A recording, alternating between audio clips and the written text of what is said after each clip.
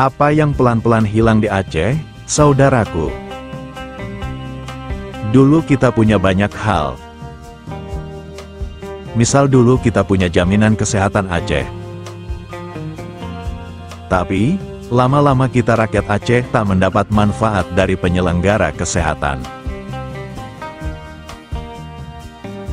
Malah kita dikasih program kesehatan nasional yaitu Kartu Indonesia Sehat atau KIS.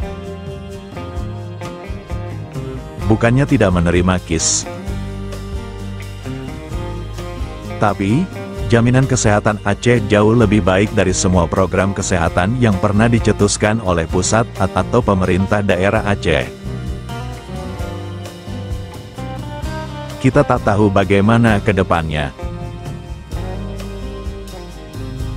Apakah Aceh akan dipelorotin satu persatu hingga bugil?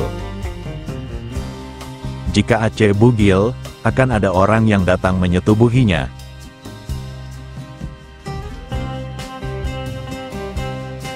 Demikian, salam damai, salam Sandawari.